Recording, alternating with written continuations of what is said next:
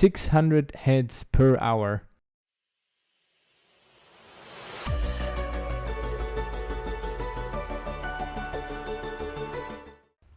Hello everyone. Today I have a very special thing for you. And that is a charged creeper powered wither skeleton head farm. Damn, such a long word. But yeah, this is what this is. You can see it in action right now. I'm just holding right click here. I keep getting wither skulls.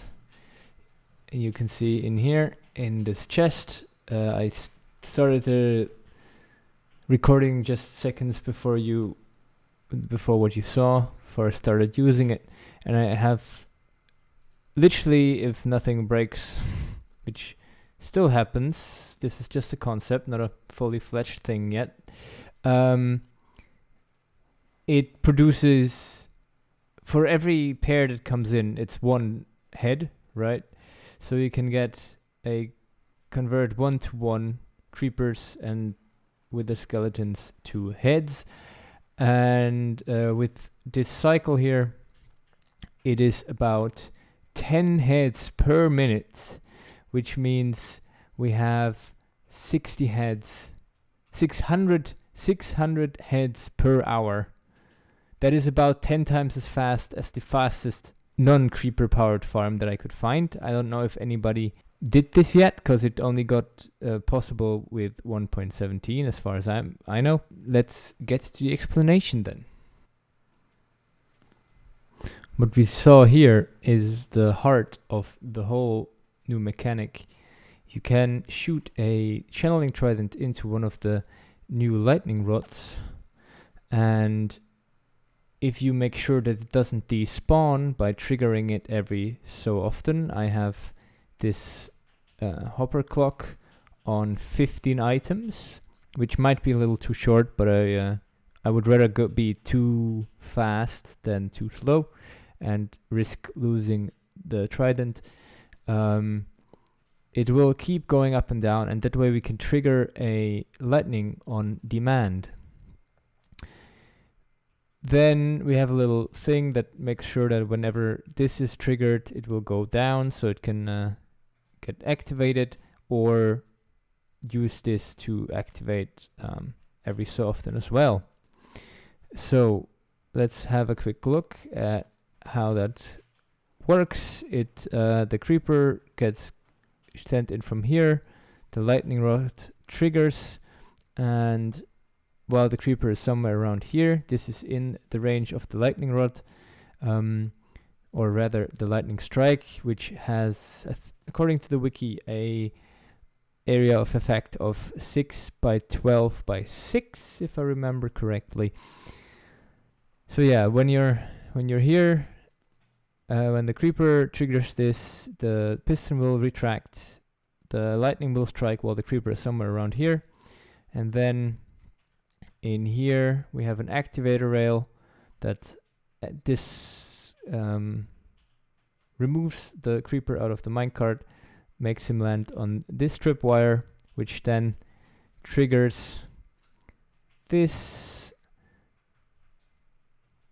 observer, which triggers this sticky piston, which opens and closes the drop chute. So we can dispense it right there, the creeper, and make him fall down here. The creepers are supplied by a simple creeper farm that has cats inside of them, trapdoors on top. So whenever creepers spawn, they get scared of the cats, fall down here, and then we can stop them from dying by adding this water, or we can remove the water for a passive creeper farm. On the opposite side of this operation, we have the second component to a successful 1-to-1 conversion, the wither skeleton itself. As you can see, they're coming out of the nether portal, because what we have here on this side is a simple wither skeleton farm powered by a piglin in the center that the wither skeletons are attracted to. This is just a building block left behind. The wither skeletons are attracted to this piglin.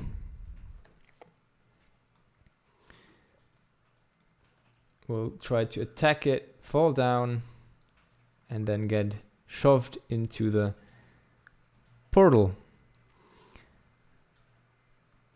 It's as easy as a tripwire that pushes them into there for them to get out of the nether. And if we go through the roof, you can see that my alt account is standing here, loading the area below for the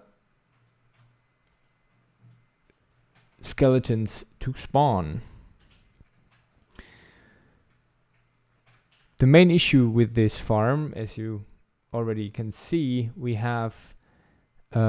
need 2 players. Either you need 2 players to so one person AFKs up here and the other person AFKs in the overworld, or you need to AFK here first to get a lot of wither skeletons, and then you AFK in the nether, in the overworld, for using the already existing skeletons.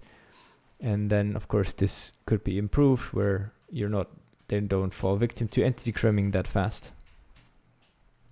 If you want to build this for yourself, there will be a world download in the description below. But I'm just gonna point out a few things that I've noticed when I designed this farm.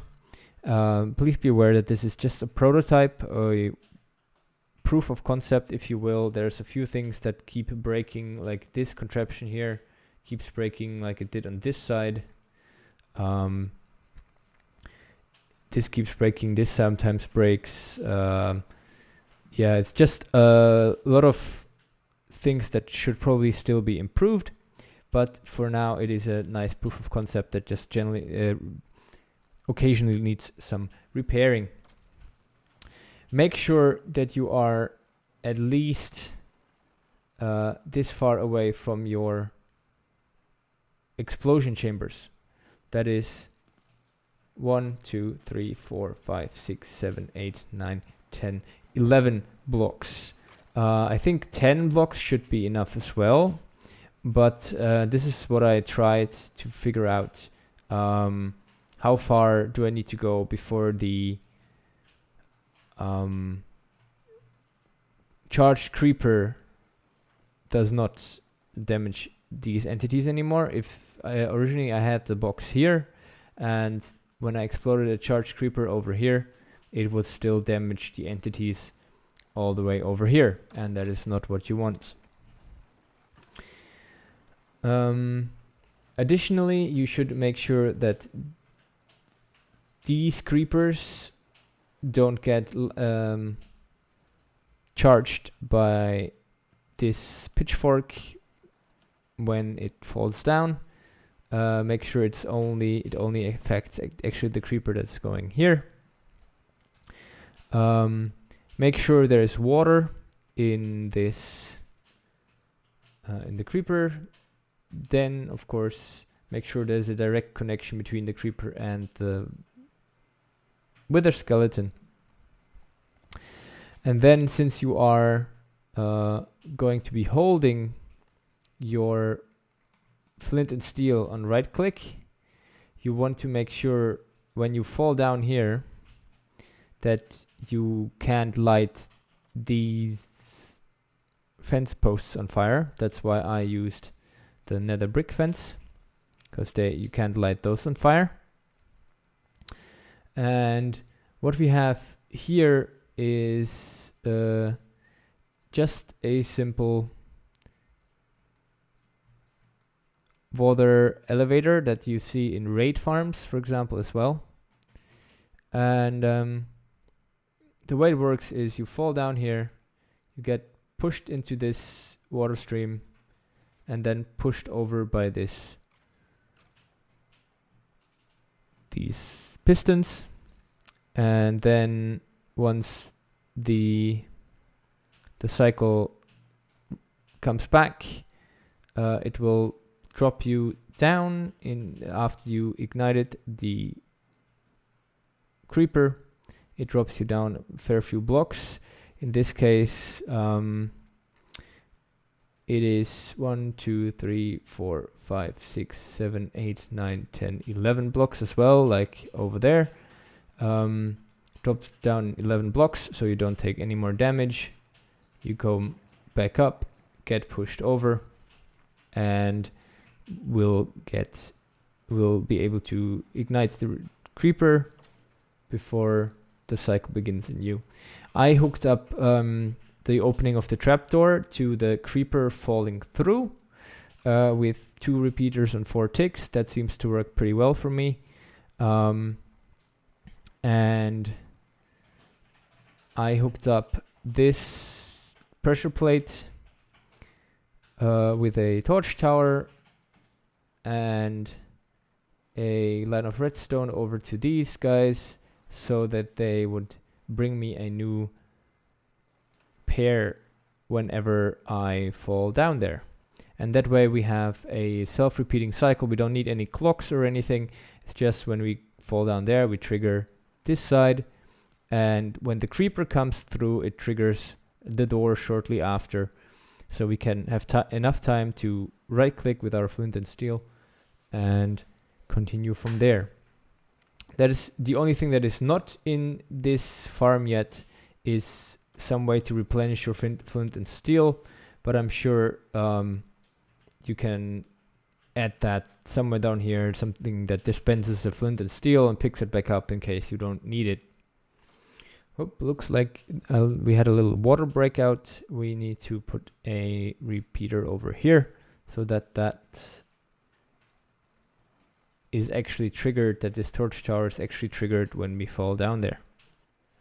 Now, to use the farm, you just stand on this trapdoor, walk all the way back into the fence post, have your flint and steel ready, press the button to activate the minecarts at the back, turn around, hold right click, ignite the creeper, and have them explode. And now you can just stand here, right click for the creeper to explode. Like you saw here, sometimes it ignites the creeper twice, sometimes it ignites the creeper once. That is just a timing issue, and because sometimes it actually ignites the creeper once only, I am scared to make it shorter. So I think it's fine though, having 2 uses on the flint and steel, especially when you consider that we're trading flint and steel for beacons, basically. I think that's a price people are willing to pay. Plus, you can put Unbreaking 3 on your flint and steel, and that will make it last way longer, and probably will give you more heads than you need for the rest of your days, unless you like Psycraft or whatever. Yeah. To stop the farm, just jump out before it drops you back down. Ignite the last creeper manually, and the cycle has stopped. Let's have a quick look what we got. 43 video scolds. That was of course not only the last bit of farming, but the whole recording session. But like I said, the full rates of this farm are about 10 scolds per minute, which makes 600 scolds per hour, which is just a crazy amount. You can AFK here for 1 hour and you have enough scolds to get 200 beacons. So yeah, that is quite the amount. One more thing, make sure that you don't pick up the trident once it's thrown down. Make sure you throw it down like as straight as you can, or it will not fall onto the lightning rod again, and it will break. And also, it is important that this block is exposed to both the sky and in a biome that can rain. So not in a too hot or too cold biome. So snow doesn't work and no rain doesn't work either. Of course, the biggest caveat to this whole farm is that you actually need thunderous weather for it to work, right? But I still think it's worth it unless you have a server that like constantly sleeps. If you have some control over the weather like that, once there is thunder, you can farm for quite a few minutes, quite a long time actually, and it should be enough to get you a lot of beacons in the time that there is thunder. The world download is going to be in the description.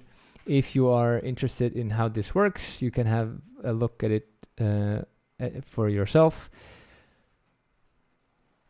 Please don't just build this as is. Like I said, there are some issues with it where it breaks occasionally. If that's fine for you, you can build this. If it's not fine, you can try to improve this. Please, anyone, you can go ahead, improve this farm.